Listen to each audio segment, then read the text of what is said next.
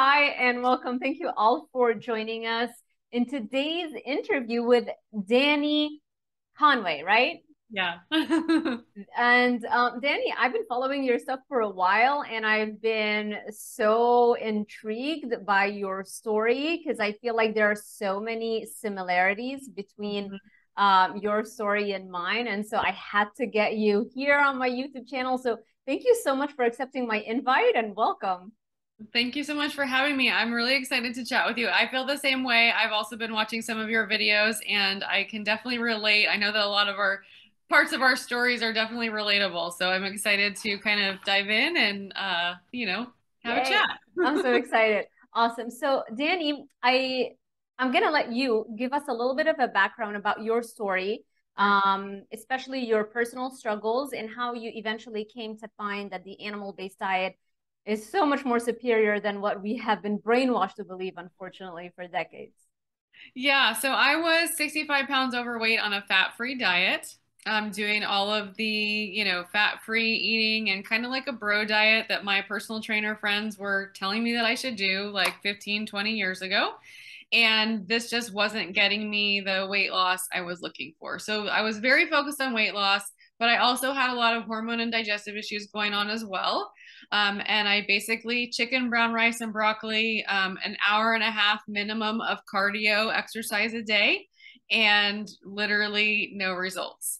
I just kept on kind of, running the hamster wheel, so to speak. I did tons of spinning classes and all kinds of exercise that just wasn't, it was actually working against me, of course. I didn't know it at the time. So that just kind of sent me down a path looking for something different because I did, all of the yo-yo diets, Weight Watchers, counting calories, trying to eat less than 1,200 calories. Um, cabbage soup diet, like you name it, I did it. And I finally got to the point where I was so frustrated and I was like, one of the things that I struggled with were like cravings. So not only sugar cravings, but I craved like heavier foods, fattier foods. And so I finally just decided like, I'm just going to eat some steak and I'm going to eat some cheese and I'm going to see what happens because those are the foods that my body wanted. Now, don't get me wrong. At the time, I craved ice cream and a lot of junk food, but I always say like there was no shortage of ice cream going on in my body. But what my body was telling me was that I needed more fat and I needed more, protein because I was just eating all this fat-free garbage and of course not getting the results I was looking for. So after I started to eat, the steak and the cheese and, as a natural byproduct of that, I started to cut out the carby foods and the cravings got less and the excessive hunger got less. So one of my, like I was hungry all the time. So I feel like it's such a balance because and I'm always telling clients like we don't want to get to the point where we're never hungry, but I totally understand not wanting to be hungry because I came from a place of being excessively hungry all the time and never feeling satisfied. So as kind of time progressed, so this was like back in 2006 ish. So like I didn't really even know that the keto diet or the carnivore diet were things. I just started to reduce the carbs and, I did like the Atkins approach. Of course, we know Atkins has been around for a long time. And I just kind of went from there as far as continuing to reduce the carbohydrates, increase the animal based proteins and fats, and then kind of moved into working on the hormones and the gut health probably around 2008, 2009. Interesting. So how did you get into all of this? Like back in 2006, it wasn't as prevalent as it is now. So at that point in time, I actually worked with a nutritionist and she had me lower the carbs, but not to the extent of like a ketogenic or carnivore diet. And so from there, it just sort of was a natural progression for me that I found myself really thriving on more animal foods and not so much on the carbs. So at that point in time, I think it was like quinoa, brown rice, things like that, that she still had me including. And I just got to the point where I didn't want those foods. So again, just a natural progression and into more and more meat-based and more animal foods. Interesting. So a nutritionist, which again is very rare, Mhm. especially if you are a nutritionist. I feel like if you aren't, because you haven't been brainwashed by the mainstream message, it's actually easier, to get to the real stuff. Right. So that's amazing. You got lucky, basically, right? I mean, Yeah. I 'cause- mean, Mhm. I feel like I probably would have stumbled across like low carb eating somehow, some way, because like that's what I feel like that's what I was supposed to do. However, I definitely think that, I don't know if it would have come as quickly at that point because I did work with her and had exposure at that point. This was like 2005. So this was even before. So 2005. And then it kind of progressed from there. Very interesting. Okay. Can you talk a little bit about the hormonal element of this? Mhm. How much of an impact has that had on the results you got? So I feel like it had a huge impact. So maybe if I could just share like some of my symptoms that I struggled with first. So very much so, like I said, the excessive hunger and cravings, which I now know was a lot of like insulin resistance and blood sugar dysregulation. Of course, I couldn't identify that back then. I also struggled with a lot of PMS, and 2 to 3 weeks out of my cycle, I felt like a different person. Like the only way I can describe it is feeling like it was almost like an out of body experience. Because when I felt like I was balanced at the time, like at the beginning of the cycle where I wouldn't have such bad cravings and I felt like my mood was better, I felt like me, like a normal person. I mean, it sounds crazy, but there's no other way that I could describe it. And then like the last, 2 to 3 weeks of the cycle, my mood would start to change. My cravings would get worse. My hunger would get worse. And I literally felt like I had no control over the ice cream cravings and that kind of thing. Did you say the last 2 to 3 weeks of your cycle or 2 to 3 days? No, 2 to 3 weeks. So it was like 1 week of the cycle, I felt like a normal human being. Wow. And then 2 to 3 weeks, depending on the cycle and stuff, because some were worse than others, I would have this like out of body experience where I could felt like I was out of control as far as food goes. Wow. That's incredible.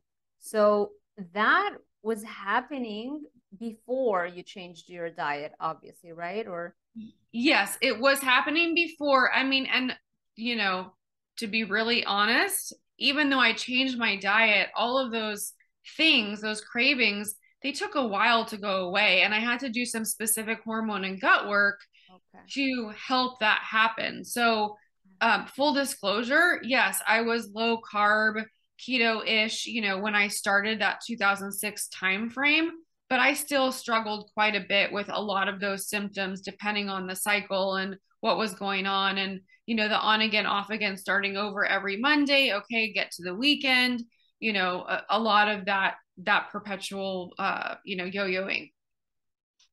And it wasn't until you targeted the hormonal element that that went away. Yeah, so I got introduced to functional medicine in about late 2007. So I started doing the nutritional coaching with clients once I really started to see results personally. And then in late 2007, 2008, I got introduced to functional medicine because there were things that I was still having go on that weren't fixed by food, honestly. Mm. And so I think, food first always, that should always be the foundation for everything that we do. But the reality is that food doesn't fix everything. And I know people might not agree with me on that. That's just my own experience. And so once I started to learn more about functional medicine, getting to the root cause, really figuring out what was, causing the symptoms, that was the route I wanted to go rather than, trying to fix it with a band-aid. My doctors told me my blood work was normal at that point. I'm like, well, how could I be normal in my 20s and still feeling like crap, honestly, with the hormone and gut issues and stuff. So, Right. Okay. So that's when you started seeing a functional medicine doctor and started digging deeper, Well, running tests, or no, I got certified in functional medicine and started doing all that on myself. Like I was my own first client. that's awesome. I love it. Because it was like if I was going to do this, I was going to do this, right? So I figured that at that point in time, I couldn't have been the only woman struggling with all of these issues Right. despite a good diet, so to speak. And Right. so I, enrolled in a huge functional medicine program at that point, and I was my own first client. Wow. Okay. Well, I love that. Um, how long did it take and how much effort did you have to put into that whole healing protocol until you felt like, you got a handle up on this Yeah, thing? that's a good question. So I would say, realistically, like 6 months to a year after I started to do the right things, like I already had the nutrition dialed in. So when that is already on point, I feel like we can just use the functional medicine and that type of testing and any supplementation to kind of supplement. It's not never the first go to, but it can help, that all helps the body get to the point of like, oh, this is what you're supposed to be doing. And so at that point, I feel like, just to answer your question, like it was probably, 6 months to a year where things really, shifted. And I had like the non-scale victories prior to that 6 month point, so to speak. But that's kind of like a rough guesstimate. Got it. Did you have to supplement with hormones or did you just tackle gut health with like supplements and natural supplements? I feel like I don't Um, know what other things, Yeah, no, just natural supplements. I do, sometimes I use bioidenticals now in my practice, but I really believe that plants are medicine, and I really try to get the body, you know, or help a client get their body working, so to speak, without having to go to the bioidenticals. Now, Yeah. that's not to say, like, I always tell people, if that's what you want to do, then that's totally fine. I just feel like sometimes when we go to the bioidenticals too fast, it's a crutch for the body. And so that whole hormone chain that's broken way above the steroid hormones, the estrogen, the progesterone, the testosterone, Right. just taking the bioidenticals doesn't fix the whole chain that's broken, so to speak. Yeah. So it's a balance of helping someone get symptomatic relief so they can function on a daily basis to really, true root cause healing of rebalancing the body from the inside out so they don't have to use all the supplements and potentially use, maybe less or no bioidenticals. Very interesting. I'm gonna ask you a little bit more about the bioidenticals, especially um, in menopause and beyond, Yeah. and what your thoughts on that are. But first, how is your diet right now? So I am primarily carnivore. I do use spices. I drink a little bit of coffee, and I use protein shakes because I ride horses, and it's very hard just with my history of digestive issues. Yeah. I can't eat a ribeye and go jump my horses. Yeah, that's So full funny. disclosure, I make a high fat smoothie in the morning. I use a Yeah. really clean beef protein powder, Mm. and I just find that that works really well for me. I do the protein shakes too. It's so funny you mention it because it just saves so much time, especially the more physical activity you have during your day, the more Right. active. On a carnivore diet, I struggle to fit in enough protein, that I know my body needs. And so sometimes I take that shortcut. I still ideally in an ideal world would prefer to just eat ribeye. Mm-hmm. But I think it's important that we share that we do, the shakes and we do things like that because I feel a lot of the times when clients come to work with me, they're so worried that I'm going to be so strict with them that when I tell them to relax, it's fine. It's like they breathe, and then they're comfortable and then they get motivated to start at least. Yeah, no, I love that you brought that up because I tell clients that my goal for them is twofold: sustainability and results. So if you come to me and you feel like you can sustain a strict carnivore diet for the rest of your life, then that's fantastic. And if you feel like that's not the case, where that's not something that's sustainable, and maybe carnivore is what they need currently in order to help heal their body, then we do that and then we work them to a point where we get them to a point where their gut and their body can tolerate any foods that they decide to add in the future. And I feel like I've definitely been criticized left and right for using beef protein powder and it's not carnivore and all this crazy stuff. And at the end of the day, you have to do what works for you. Yeah. And that is like the most important part. Nobody is living in my body. Yeah. Spending 5 hours at a barn riding two horses and doing the physical activity and all of that. And so I just feel like we also, in the space, we need to realize like what works for one person doesn't work for another, and no one size fits all.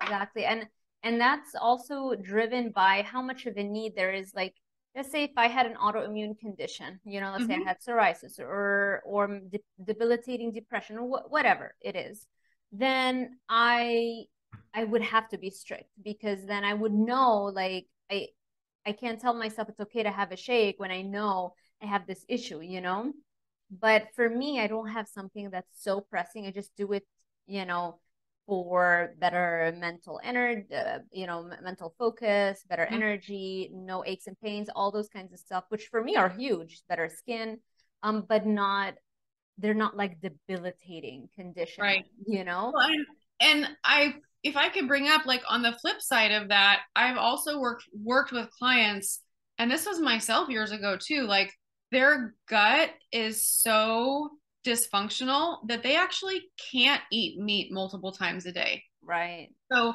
would I rather them drink a protein shake with bone broth and, good ingredients with a protein powder to make sure that they're eating enough, because under eating is way too prevalent, and, that they get that protein that they need to heal their body?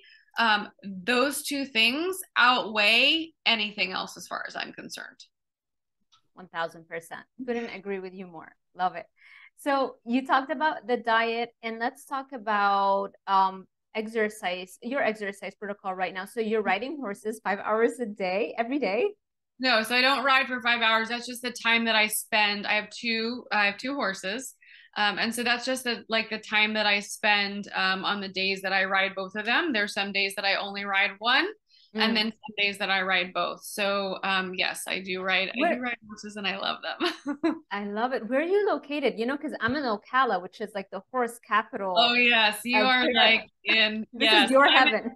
Northern California, just outside of Sacramento. I would love to be in Ocala. There's so many amazing horse properties down there. I thought so, yeah, because when we moved here, everybody was like, "Oh yeah, this is like the equestrian center of the world," and it's like a huge thing. I had no idea until we moved. Yeah. So cool. Well, whenever you want to visit, I'll take you. I'll show you around. We'll take care of you. That would be super fun. So aside from the horses, though, I do a lot of resistance training, and I sneak in. I do once in a while, I like to do a little sprint or two on the treadmill. So if I'm feeling up to it, I definitely do that. But mostly resistance training outside of the riding horses. So you go to the gym and you have what kind of resistance training do you do, and how many days a week do you do it? Okay, so I work out at home. I gave up my gym memberships a few years back prior to the pandemic, actually, because I just really realized that travel time to and from was really precious. And I know that there's some that aren't motivated to work out at home. I am. So we just created, a workout room. And so I have free weights, mostly free weights and bar style workouts is what I do.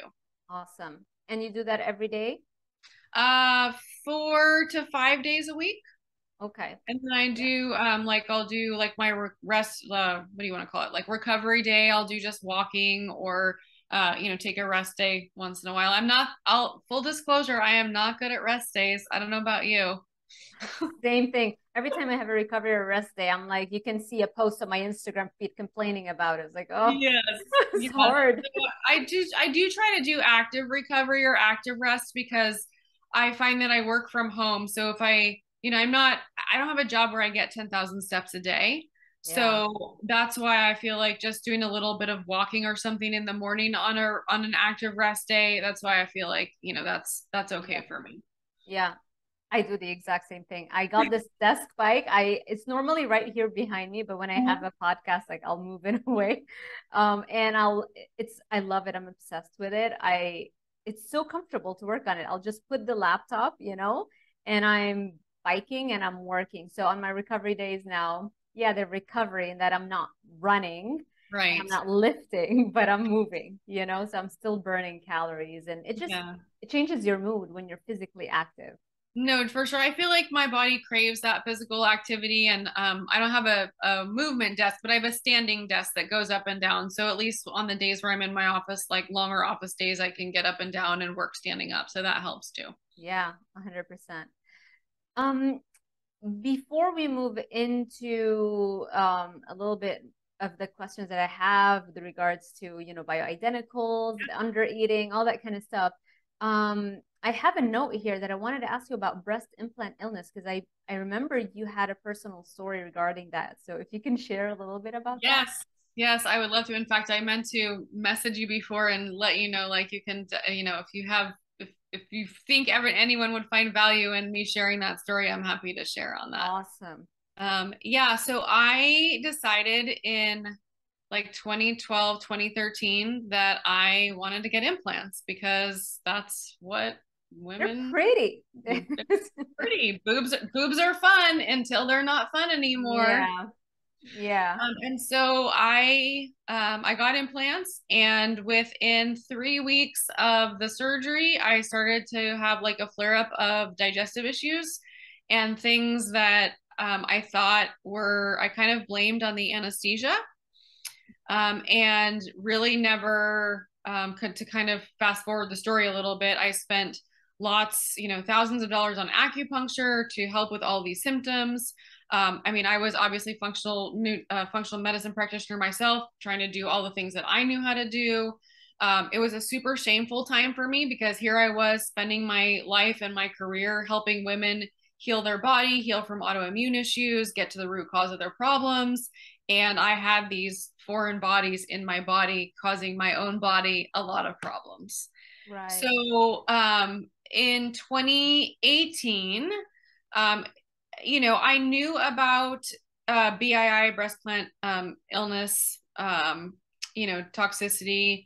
I knew about it. I kind of, shoved it under the rug. Didn't really want to admit that it could have been a problem for me because so many women out there have them and love them. Like, how could they be a problem for me? Like, and it just got to the point where I was like, okay, I really need to consider removing these. And my thyroid antibodies had gone up at that point, and my symptoms that I was struggling to get a hold on, so to speak, were not leaving. And so my first kind of backtrack for a second, my first sort of experience with like true carnivore meat only was that month or two time frame after I got the implants, because I started to have this flare up of digestive issues and foods weren't agreeing with me. So I just basically started eating meat and bone broth. And at that point, like I wasn't super big on social media or anything. So I didn't really, kind of didn't really realize like meat only was an actual thing that people did on purpose. Um, and so I just noticed that I felt better like that. So at that point, that's how I was managing symptoms. Like I said, I did all the acupuncture and different things. 2018, 2019, I kind of realized, okay, like I can't go on like this. The vanity is not as important to me as what if I get them out and all this stuff does go away. And so Right. at that point, I, started talking to my husband about it and doing a little bit more research. And so then I had the explant surgery March of 21. Yeah, March of 2021. So just about a year and a half ago now. So so you started having symptoms in 2012? 3 weeks after I got them. So that's a long time of dealing with the symptoms. Wow. Yeah, you really wanted it to work. I get it. I I mean, I it's an didn't, invasive surgery to get them yeah. out, I and mean, I didn't think that, like I said, I just made up like, oh, it's just digestive issues. It's just, you know, there's no way that the implants could cause, you know, it just was, you Yeah. know, I was telling myself all these things. Like, this is where I say, like, I'm human too. And even though I was, you know, doing so many things to help my clients and all the women I worked with, it was kind of like my like dirty little secret that I still struggled with a lot of these symptoms that were, you know, you know, looking back related to the implants. Wow. And after you took them out, Mhm. what happened? I mean, within days, things started disappearing. Wow. Legit. Like Wow. within days. So the digestive issues went away? Yeah. I mean, like I would get a stomach ache like every night after I ate dinner. Like I just didn't feel well, and anxiety. My anxiety went up. Like I never had anxiety. Right. And so at that point, this was kind of like the last couple of years, I blamed it on my hormones, like being in my early 40s, and that, I guess, you know, hormonal changes and all this stuff. And but it was foreign to me because I'm like, this is, in the deep down, I still felt like this is weird. Like this is not, how did I develop this? Like, how did this happen, kind of thing. Yeah. So it just, to back to your question, like within days to weeks, you know, I noticed changes of crazy symptoms that were there for many, many years. Wow. There are so many women that I follow on Instagram. A lot of fitness models have them, Mhm. especially those who compete. And, I've always been interested in that fitness world. And it seems like every single one of them eventually develops issues. I mean, every single one of them. I mean, the ones that still don't, I'm like, I wonder how long it's gonna last because I've seen it happen so often. Right. Which is why it scares me so much to think of ever doing that. Um, although it's tempting. I feel like all women get tempted sometimes, to No, do. for sure. I mean, and for me, it was like I was in my mid 30s and I was kind of like, oh my gosh, I'm turning 40 in a few years. Like, what's going to happen? Like, I had all these like preemptive things in my mind about, like, oh my God, what's going to happen when I turn 40? I'm 40, you know, almost 46 now. But it was like all this craziness that we tell ourselves, you know, at those times where we think like something, I guess, fake, you know, vanity. Why would you do something for vanity is going to change, you know, change something. And Yeah. I mean, I don't want to say that I mean, part of me wishes that I never got them, Hmm. reality. Yeah. And then like, I also know that like I've helped clients of mine that actually ended up explanting because they couldn't get to the bottom of whatever was going on with their health and finally said like, maybe this is really a thing. And it turned out to be really a thing for them. Wow. So I always tell people, like, I would never tell anyone don't get them or don't do something. I really just like to share with women, like, please do the research you don't want to do. Like, look at both sides of the spectrum because I didn't. Yeah. I, in the back of my mind, kind of knew that this BII, breast implant illness, existed, but I was kind of in denial, like that would never happen to me. I'm healthy, right? And you know, I kind of feel like mine was more of like a toxicity than an illness. There's a lot of women that get very, very sick and they're very debilitated from the implants. I was not like that, thankfully. Mm. But just overall, I like to tell women, like, please do the research you don't want to do. Look at both sides of the spectrum and Yeah. just make a really informed decision. Yeah. Yeah. Yeah. I mean, there are some women who have had them for decades and they don't have Yeah. any symptoms. They do exist for sure. But there's definitely a far larger percentage than I think what is put out there. Um, Well, yeah, I can say that when I first went public about mine on social media, on my Facebook page, yeah, um, I mean, I had an incredible amount of women DM me privately, like, I think mine are a problem. Like, I want to know your story. yeah, And that's not even like those that commented publicly that they, either heard of somebody, were struggling themselves, or like there was some type of like less than 6 degrees of separation from an explant surgery of some kind, or problems with implants. Yeah. Yeah, they're definitely more common than what most people realize. Yeah. I agree with that. Have you looked into, they have a like a fat transfer? Because I feel sometimes I think about it, like if I at any point I would want to do something like that, I feel like I would look into that. Have you looked into it? I haven't looked into it. When I had them, full disclosure here, when I had the explant, I did get a lift afterwards. Right. And so I never really looked into the transfer. Right. Okay. Yeah. I think Suzanne Somers has done that. I don't know if I pronounced her last name right. Yeah. Probably Um, summer. Yeah, she's had a lot of work done. yeah, and she loves to talk about it. Um, and I think the last time I heard her speak about it, it was still not done in the United States, which I thought was strange because I mean, this technology has been around for a long time. The thing with Yeah. that, I think they have to do liposuction, and then from there, they'll do the fat transfer. But the liposuction part could be dangerous, like there are risks Right. with that. So Right. those kinds of stuff scare me, you know. Yeah, no, for Yeah. sure. Yeah. Okay, let's talk a little bit about your experience with so many clients over the years. What is the main or what is the most common concern that people come to you with? Weight loss and hormones, and then gut health, but weight loss and hormones for sure. Okay, so what would you say for the person who's struggling, who's watching this interview? What would your advice be in general before we dive into a little bit more specifics for for sustainable weight loss? What would you recommend they do or start with?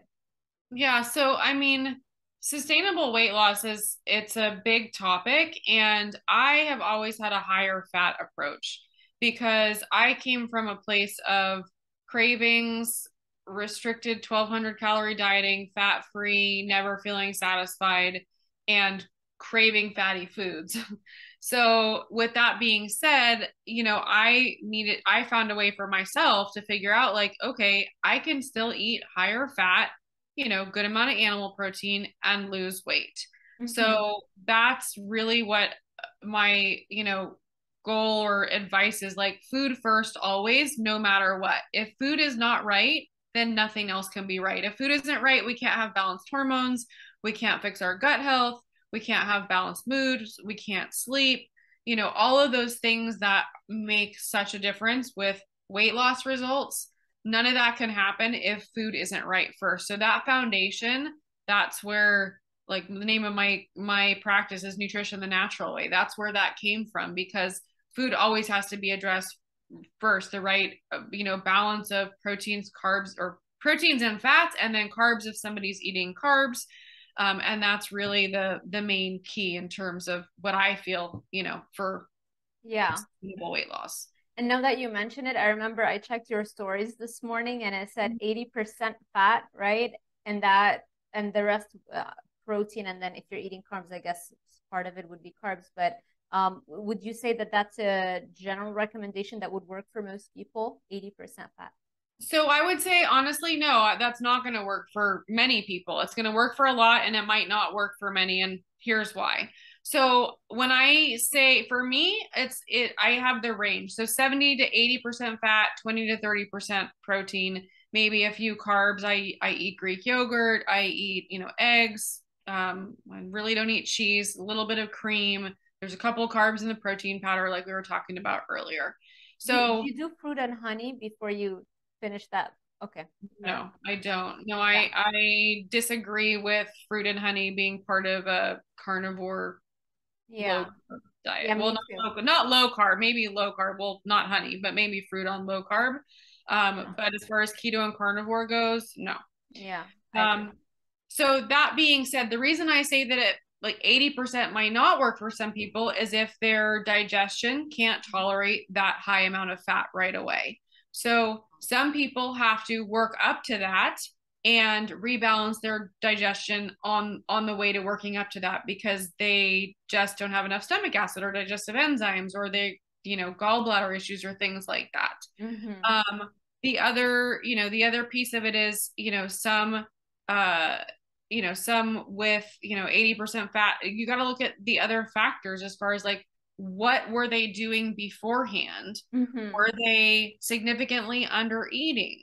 Were they, are they a volume eater? I was just meeting with a client earlier today, like a volume eater, meaning like people like large amounts of big ribeye steaks and big amounts of food. So because, 80% fat by volume, your meals get a lot smaller because fat is so much denser than protein or carbohydrates. So mentally, for some people, they can't just go to automatically 80% fat, because it will backfire if they don't manage the mental aspect of moving towards that ratio on the spectrum of proteins, fats, and carbs. So I think that it is a great approach. I do like to start women like in the 70-30 range as far as fat to protein. Because that, for someone that's used to eating a lot more protein, especially, if I get women that have been in the fitness world for a while and they've been on high protein or, protein sparing modified fast, if I should even say that, and they're just used to eating large amounts. And again, some people can switch over and it's the best thing they ever did and it works great. And others need to take a really slow kind of transition to the 80-20 if they're going to go to that high fat and that amount of protein. So what about tracking calories? What are your thoughts on that? I think it's like a debate that's ongoing, track, Absolutely. don't track, count, Yeah. don't count. What are your thoughts on that? So I love this question. I love talking about this because it is so such like a taboo subject, especially in some of the carnivore arenas. Yeah. So for me, I had to shift. Also, I'll speak personally for a second, because I had to shift my mindset years ago about tracking. And so when I was doing all the yo-yo dieting, why was I tracking? To eat as little as I could to try to sustain a diet, right? So 1,200 calories, 1,100 calories to try to like, or eat at that low amount. Yeah. And then throughout, as the years went on, I really realized like, okay, if I want to have balanced hormones and function on a daily basis, I have to stop under eating, So slowly I was eating more food. And then I realized, okay, if I eat more, I might actually achieve my body composition results and my weight loss goals more so than if I tried to eat less. So that's, I was a huge proponent years ago of eat more, weigh less, eat fat, lose fat, eat fat, burn fat, that whole thing. And so I transitioned my own mindset into using tracking as a tool to make sure that I eat enough on a daily basis and make sure I get enough protein, enough fat, and, carbs are negligible, but just to make sure that I at least get enough protein and fat. And then of course, energy or calories falls into that range. So I view tracking as a very, very valuable tool for a lot of women, especially undereaters or women with history of yo-yo dieting, because like, we look at thyroid issues, they're so prevalent, right? What is one of the main causes of thyroid issues? Under-eating, dieting. Everyone blames low carb or carnivore or keto for keto eat. Oh, keto is terrible for thyroid. Well, if you under eat, no matter what way of eating, it's still under eating. So that's where I think tracking is super valuable, making sure that you're eating enough to support your body, your metabolism, your hormones, your gut, your activity level, all of those things that we're wanting to function better on a daily basis. And then, the whole goal with clients when I have them tracking is to get to a place of intuitive eating. But until they learn what their body cues are actually telling them it's very hard to intuitive eat. So everyone tries to eat intuitively, yet they're not giving their bodies what it needs. They're not getting the results that they're looking for. So it's kind of like the tracking, in my opinion, clears up the water and gets them to a place to be able to know, okay, I feel this way, this is what I need. I feel this way, this is what I need. Some days I might eat more protein, some days I might eat more fat, and that's okay, right? Because it should, our bodies adapt, and we never, activity level changes, things change, hormones change, cycles change. We tend to be more insulin resistant the second half of our cycle than the first half. So there's just so many factors that go into it. And in a nutshell, sorry, I know that was like the longest answer ever for your question. No, it's good. It's a very important question. So we need that detailed answer. I love it. Yeah. But I do think tracking is super valuable. I think changing the mindset around it to making sure you're eating enough, and getting to a place of intuitive eating so you can actually read your body cues, that's what tracking should be used for. Love it. Okay. Do you feel, though, a little bit of hesitancy, because when people have struggled with weight issues all their life and they're tracking, they might be a little bit scared to eat more. So how do you handle that? Yeah, so that's a great question. So really, I look at where they are now, and of course history, and then kind of make it, look at, okay, what is the best next step for them? So they might be here, and I know they need to get here, but we have to bridge the gap in between and work gradually to get them to that place. So sometimes it's having them eat a little bit more slowly, training their digestion to be able to handle more food, more fat, for some more protein, because sometimes too much protein can cause digestive issues as well. So really, just looking at where they are, what their history is, and then deciding what the next steps are, the best next steps for them to get to where they need to be, as far as, like, let's just say increasing their food is what, what the best option is for them. And let's face it, there's some people that can, figure out what their TDEE, their total daily energy expenditure, and jump to that amount of food, and they're totally fine. And then there's another group, or another camp, so to speak, of women that, of course, they've been used to or afraid to eat more for so long that just jumping to what their TDEE is, it isn't the best approach, and going a little bit slower to get there is a better, a better way to do it. Yeah. Okay. And with regards to exercise and overall levels of physical activity, what is your go-to advice for people who want to lose weight? So my first go-to is move your body. Move your body more than whatever you're used to doing, because, we need to definitely do that. But also to get them to really realize the importance of resistance training for building muscle mass. We can't change body composition if we don't have more muscle. We burn more at rest if we have more muscle. We can improve our hormones and our metabolism if we have more muscle. And strength training can be so much less stressful on the body than cardiovascular. Like if they've done tons of cardio, excuse me, they are, not sleeping well, they're dealing with anxiety and cortisol and stress issues. Like, cardio is the last thing that they should be doing. So making sure that they're really kind of flipping that narrative of what they may have learned. I feel like, these days resistance training is so much more like, the thing to do versus what was years ago. But I do feel like getting them to actually start doing some resistance training is really important, even if they can start with like body weight workouts. Yeah, because I feel I agree with you. I think physical activity is so important. I mean, my PhD is in exercise physiology after all, so I guess it's natural that I'm big into fitness and physical activity. You're biased, of course. Yeah, I'm definitely biased.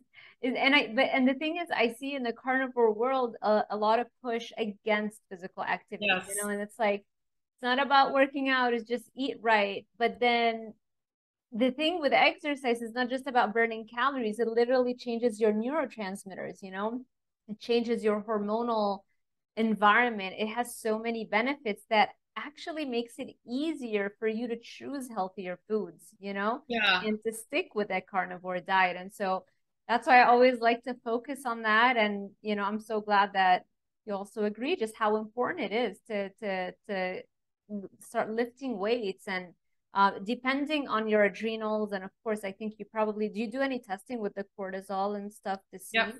Yep. Okay, so yeah, so you can tell like if the cortisol is overall very high, then maybe we don't want to overdo it with the cardio and just lift for a while until we can normalize that. And then you can go back and have a complete physical activity program. So, but yeah, like moving your body is important. Yeah, I will use a client's testing and look at where they are with both their hormones and their gut health, and in terms of making, physical fitness recommendations for workouts and such. But I do agree with you. And one of the biggest complaints for years I've had about, this keto space, especially even more than carnivore, years ago was like, you could do this diet and not work out. And I get that people still lose weight if you eat this way and don't move, but like as far as, the benefits, your brain function, your lymphatic system, your circulation, blood pressure, cognition, so many things about exercise that are so much more than weight loss. And really, I mean, exercise, food first, right? So if food isn't right, no exercise, trust me, no Yeah. exercise training program is going to fix the food part. I lived that years ago. Yeah, me too. Me too. You can never outrun a bad diet. I do an exercise with my students because I teach nutrition at Miami-Dade College. Mm-hmm. And I have a slide where it shows you just exactly how much physical activity you would have to do to burn off ridiculously small amounts of food, like a slice of pizza. And I'm talking a medium size. I'm not talking like the large one, or the cheese stuffed crust. None of the crazy stuff, just a regular pizza. It's 350 calories. You would literally have to swim a whole hour to burn that one slice of pizza. Right. It's ridiculous. Or a tablespoon of oil, any kind of oil, is 135 calories. You would have to walk for like 2 miles an hour for a whole hour to burn that off. 1 tablespoon of olive oil or any kind of oil. I mean, it's crazy. Yeah, and I think like I mean, I'm guilty years ago of thinking like, okay, eat this, do this much cardio. So I've definitely gotten away from and try to kind of do the same thing, with clients of like, it's not food equals exercise or exercise equals food. It's like the sum total of everything we do together for the sustainable results that we want to actually have. Exactly, exactly. Yeah, you cannot think about it in like this mathematical equation because then on days where you feel you overate a little bit, it shouldn't be like a compensatory behavior. You should be doing it just because it has all of those other benefits for your cardiovascular system, for anti-aging, slows down Yes. the aging process dramatically. I mean, for your moods, anxiety, depression, people don't realize just how powerful of an antidepressant and anxiolytic or, anti-anxiety Right. effect exercise can be. So yeah, I agree with you 100%. Um, what do you think are the best hormones to check for most people? What would you recommend? So when I check hormones, I use a urine test and we check cortisol, DHEA, DHEAS, estrogen, or three different estrogens, progesterone, testosterone. And those are the main hormones. And then there's some other nutrients and, B vitamins and such on that test that I get to look at. If I'm doing blood, I'll do the same hormones, just estradiol for estrogen, testosterone, DHEAS, progesterone, of course. And then usually it's urine though. Like sometimes clients will come to me, they've done blood work for with their doctor for their hormones. I just prefer, I prefer the urine testing. I prefer the combination of the urine, cortisol, and the sex hormones to kind of look at everything that's going on. They're all related, they're all connected. It's not like one here, one there, and they work separately. Yeah. I Yeah. think that's what we sort of in Western medicine. It's like, oh, this one marker all the way over here, but it's like no, everything is connected. And I look at blood work the same way when a client comes with a CBC and metabolic panel. Like everything needs to be correlated together. We need to look for the optimal range, not the normal range, and that kind of thing. So Yeah. Yeah, I love that about functional medicine. And every semester, again, I make sure I, raise the awareness, and I tell my students about functional medicine and how different it is from conventional. And it's not like, I mean, conventional medicine can be great if you get hit by a bus, if yeah, I get hit by a I bus. always say there's a time and place for a medical doctor, when you need Exactly. 911 or you break a bone or something. Exactly, or for pregnancy and things like Yep. that, those are the kinds of things that, yeah, take me to a regular doctor, regular hospital. That's wonderful. But for the vast majority of the health issues that people are dealing with, like over 90%, if not more, those are things that conventional medicine is just literally failing miserably, Right. miserably at dealing with, because they never stop and ask the question, why? Why is this happening? Why now? Why not before? And it's like you're healthy, healthy, healthy, and then oop, you've got type 2 diabetes. It's like, no, it's a spectrum, Yeah, and that's so funny you brought up that example because I always tell people like, your blood sugar was going awry like way before they diagnosed you with diabetes. Like, Yes. there were signs a long time ago that, let's look at those signs. I mean, I feel like now like blood sugar is such a prevalent thing that everyone's looking at, which is fantastic. It wasn't like that 15 years ago, when I Yeah. first started this and gone into practice and To such. this day, though, your blood test, you go to any regular lab, and your blood test is not gonna flag a fasting blood sugar in the 90s. It's gonna Right. look like it's in the normal, even up to 110. Can you Hmm. imagine having a fasting blood sugar of 109 milligrams per deciliter, and it's not flagged as Right. abnormal? So people go on for 10, 15 years not realizing that they're on the road to developing type 2 diabetes, Hmm. and then they're shocked. It's like, really? I'm eating too many Right. carbs? It's It's like, yeah, crazy. Yeah, it's for way crazy. too long. So yeah, but hopefully things will change. The problem is the cost, the problem with functional medicine, because when I tell my students about it, and then they ask me, okay, how can I find a functional medicine doctor? And I show them ifm.org and how to find a practitioner. The problem is that even if they know about it, it's outside the budget of most people because insurance companies don't cover them. And it's like the first consult is $350, and then Mhm. it's like $150. So that's why it's still not very widely prevalent. It's like we're on the cutting edge of medicine. It's like the most progressive end of medicine. And in the future, it's going to become routine, but that's going to take a few years, unfortunately. Yeah, no, I mean, I definitely agree with that. I think that there are definitely ways that people can still get the testing and work with a practitioner. Maybe it's not a functional doctor kind of thing, but I do think that there's options for people out there because really, if they're not, I get a lot of clients who are they just haven't had the answers that they are looking for.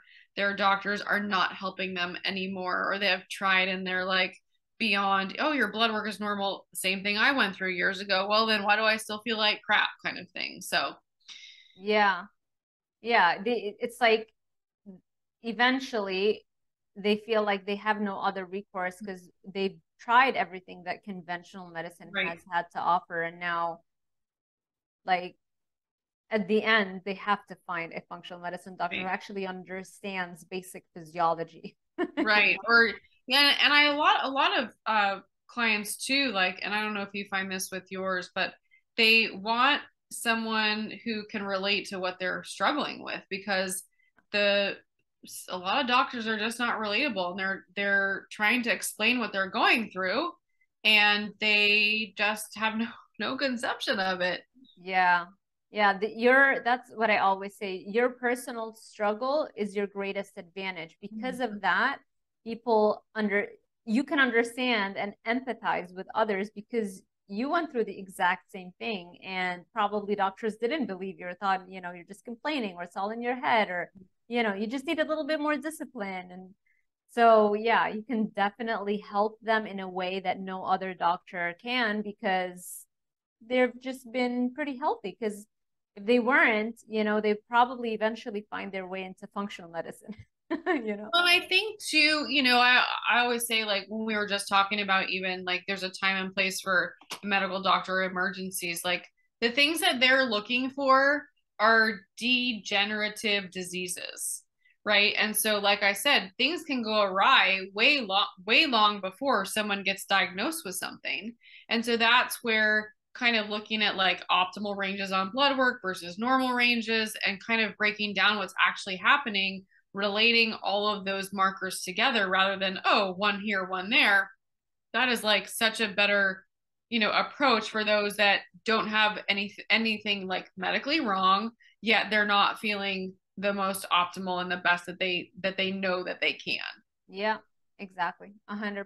Exactly. And the only way you're going to know what the optimal range is to see what functional medicine, Mm-hmm. and functional medicine practitioners are working with, because it's completely different than what that blood test that you get from your lab, what their ranges say. Like I Right. completely disregard those. They mean Right. nothing for the most part. So so before we wrap up, let me ask you about how two last questions. How common undereating is, and then I want to ask about the bioidenticals and the hormone replacement, especially for menopause and anti-aging, really. Sure. Okay. So under eating, I think it's way more prevalent than we realize. I see more at this point in my career, 15 years, I see more under eating than I do overeating. So I see kind of two aspects of that. One is um, like eating too little on some days and then eating too much on other days. Mhm. So it still balances out as under eating because they're having symptoms from the under eating that are catching up with them on the days they're overeating, and then they're eating the wrong foods on the days they're overeating. Does that make sense? I see that 100% in my clients. Yeah. Yeah, and then of course that just they're carnivore, so they're eating a few eggs and a piece of bacon and maybe a pork chop for dinner. Yeah. And that they feel like, okay, I can only eat this much of the carnivore foods, but then the next day there's a slice of pizza. And I'm like, but why? And I Right, get it because they're not meeting the amount of protein and fat that they should be getting every right. single day. And so every other day it catches up with them where they have those cravings, where they feel like they're vulnerable and tempted, and they will reach for some processed junk food. Hmm. Hmm. And so that ends up being obviously a net negative. Yeah, and another thing I see that's common, maybe you do like pork rinds and carnivore bars, is like their, and carnivore bars are great, right? But that's like their version of carnivore. And it's like I'm big on variety, so someone doesn't have to like be beef only for health reasons or autoimmune reasons. I'm really big on variety for not getting bored, getting, the most nutrients, all of that stuff. And so that's another thing and that definitely falls into the under eating category. But I mean, it's not like carnivore bar and pork rinds. That's not sustainable, you know. Right, right, right. So when I hear people talk about, I know that we talked about sustainability earlier, but when I hear people talk about sustainability, it's like, okay, well, what does your version of carnivore look like? Because what you're doing might actually be the reason why you feel like it's not sustainable, versus what you could be doing, or kind of opening up that horizon of course, the amount that you're eating, but the types of foods and how you're sort of arranging your carnivore diet, so to speak. Yeah, yeah.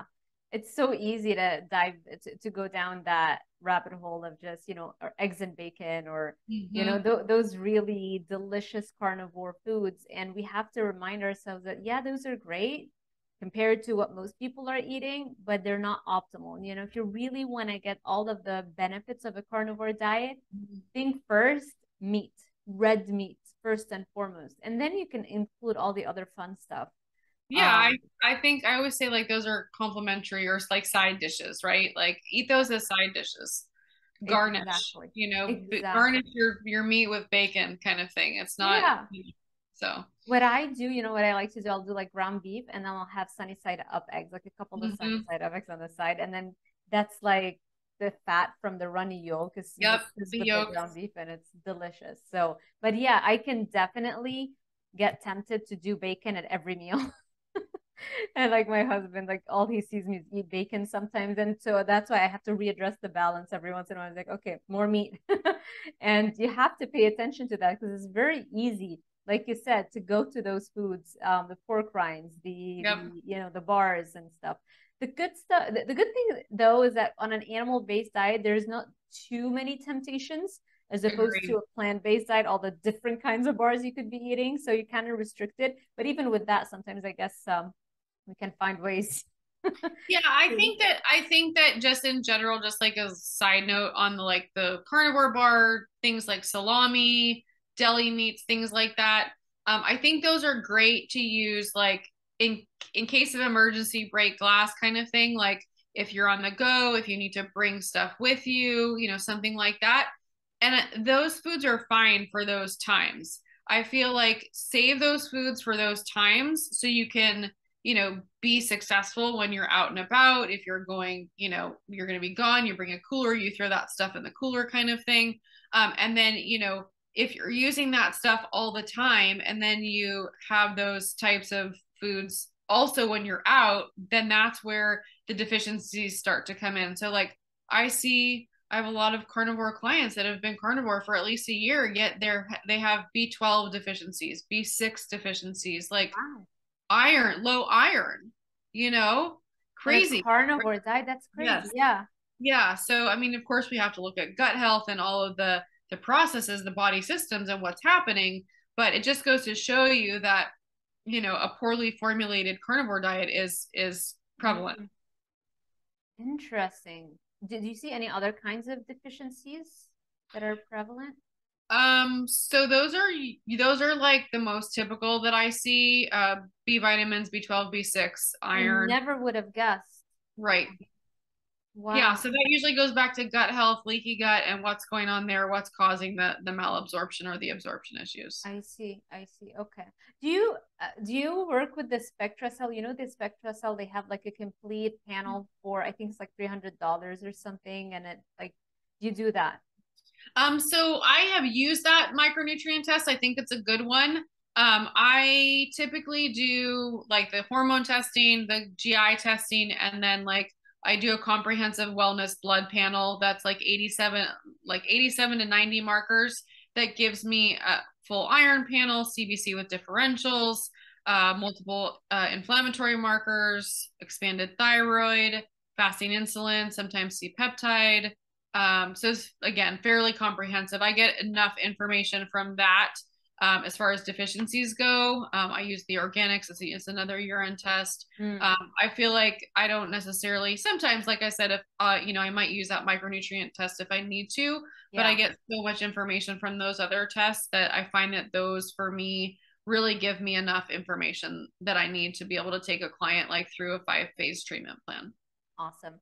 And the last question, the bioidenticals, for women, I have a lot of clients who are menopausal. Mm-hmm. Um, what would you recommend? Would you recommend that everybody after menopause replace the missing hormones? Um, yeah, just like generally, what are your thoughts?